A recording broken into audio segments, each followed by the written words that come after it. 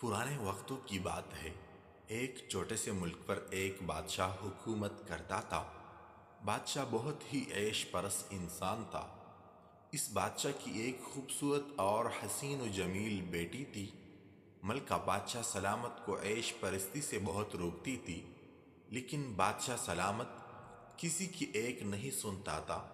اس عیش پرست بادشاہ نے اپنے ملک میں ایک قانون بنایا ہوا تھا کہ جو بھی خوبصورت لڑکی زنا کرتے ہوئی پکڑی جاتی تو زنا کرنے والے لڑکے کو سنسار کر دیا جاتا، جبکہ اس لڑکی کے ساتھ بادشاہ سلامت ساری رات زنا کرنے کے بعد صبح اس کو پورے گاؤں میں ننگا گھماتا۔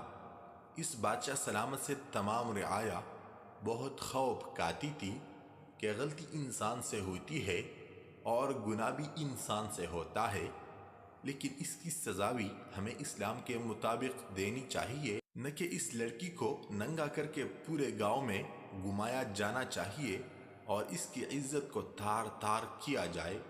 بادشاہ سلامت ہر وقت اس طاق میں رہتا ہے کہ کوئی لڑکی زنا کرتے ہوئے پکڑی جائے اور میں اس سے زنا کر کے اس کو پورے گاؤں میں ننگا گھماؤں۔ یہ سب کچھ دیکھ کر بادشاہ کا ایک وزیر بہت تنگ آ گیا تھا اور وہ ہر وقت بادشاہ سلامت کو نیک مشورے دیتا، لیکن بادشاہ سلامت اس کی ایک بھی نہیں سنتا تھا۔ ایک دفعہ وہ عیش پرست بادشاہ ایک گاؤں سے گزرا تو اسے ایک بزرگ کی بیٹی بہت پسند آ گئی اور اس پر پہلی ہی نظر میں پیدا ہو گیا۔ اس عیش پرست بادشاہ نے سوچا کہ اس لڑکے کے ساتھ کیسے زنا کیا جائے۔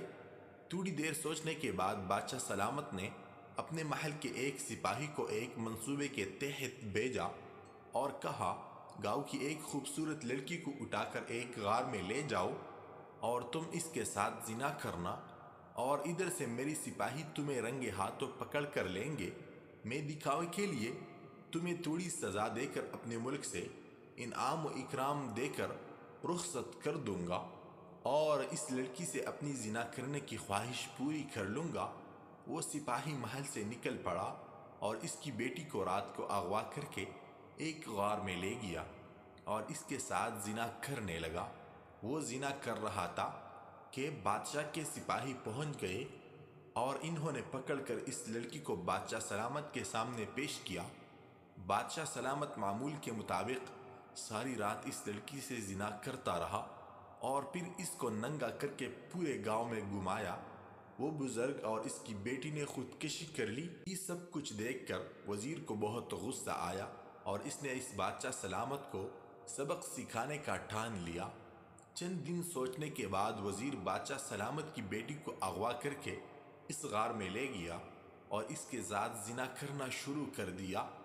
جب بادشاہ کے سپاہیوں نے بادشاہ کو خبر دی کہ بادشاہ سلامت شہزادی آپ کے وزیر کے ساتھ زنا کرتے ہوئے پکڑی گئی ہے، جیسے ہی بادشاہ نے سنا کہ میری بیٹی وزیر کے ساتھ زنا کرتے ہوئے پکڑی گئی تو اس کے پیروں تلے زمین نکل گئی، کیونکہ اب وہ اپنا قانون اپنی بیٹی پر لاگو نہ کرتا تو رعایا اس سے بدظن ہو جاتی اور اس کی سلطنت خطرے میں پڑ جاتی۔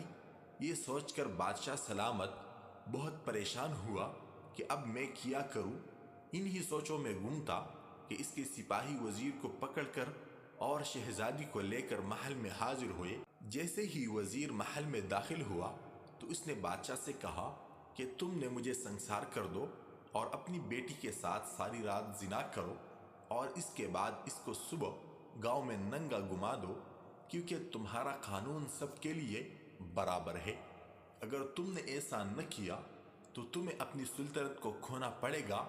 یہ سب سن کر بادشاہ بہت پریشان ہوا، کیونکہ ایک طرف اس کی بیٹی تھی جبکہ دوسری طرف اس کی سلطنت تھی۔ جب یہ خبر پورے ملک میں پھیل گئی تو تمام رعایا محل میں جمع ہو گئے۔ بادشاہ سوچ رہا تھا کہ اپنی بیٹی کو بچاؤں یا اپنی سلطنت کو، لیکن اس بدبخت بادشاہ نے اپنی سلطنت کو ترجیح دی اور اپنی بیٹی کے ساتھ زنا کرنے کے لیے تیار ہو گیا۔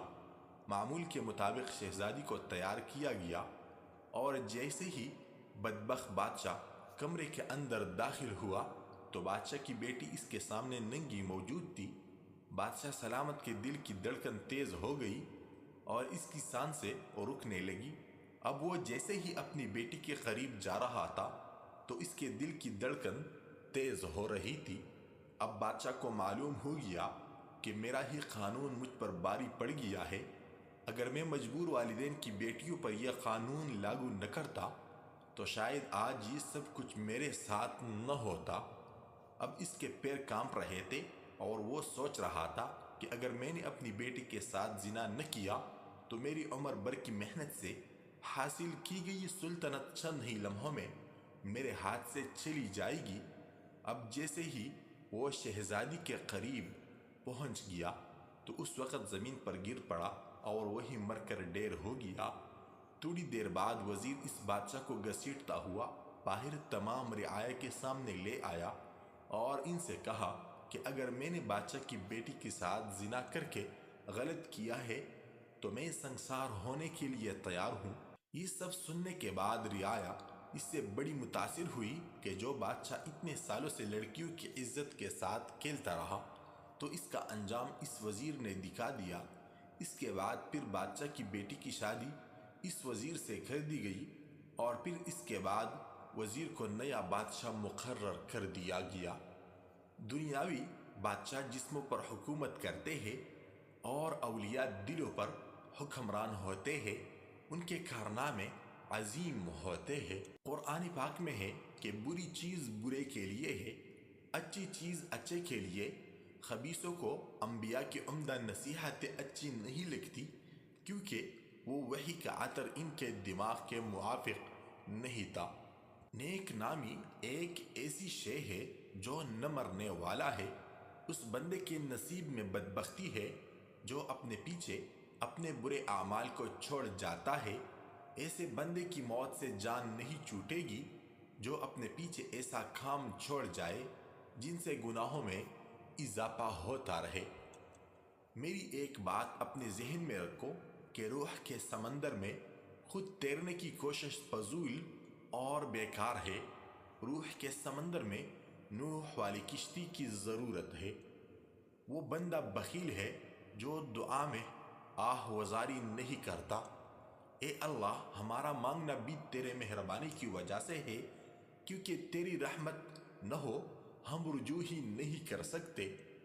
اے خدا، روح کو وہ مقام دکھا دے جس میں بغیر حرف کے کلام ہوتا ہے تاکہ پاک روح عالم غیب کے میدان کی جانب سر کے بل جائے۔ سخاوت فقیروں کو اس طرح ڈھونڈتی ہے جیسے حسین لوگ آئینے کو تلاش کرتے ہیں۔ خوبصورت لوگوں کا چہرہ آئینے سے حسین بنتا ہے اور احسان کا چہرہ فقیر کے وجود سے۔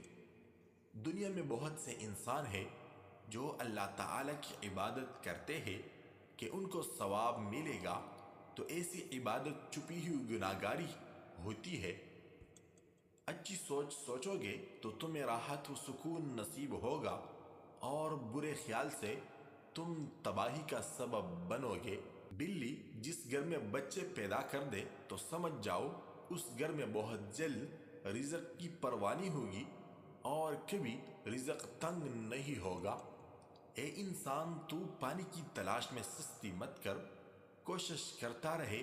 وہ وقت آ جائے گا کہ تو دیکھ لے کہ بہار تیرے دامن میں آ چکی ہے۔ اگر تم اللہ سے رابطہ نہیں کر سکتے، کسی اللہ والے سے رابطہ کر اور اس کا دامن تھام لے، کیونکہ ولی اللہ کے ہاتھ کو اللہ کی دستگیری حاصل ہے۔ گفتگو سے سمجھ بوجھ میں اضافہ ہوتا ہے، لیکن خاموشی اور تنہائی میں رہ کر لوگ عظیم ذہن بنتے ہیں۔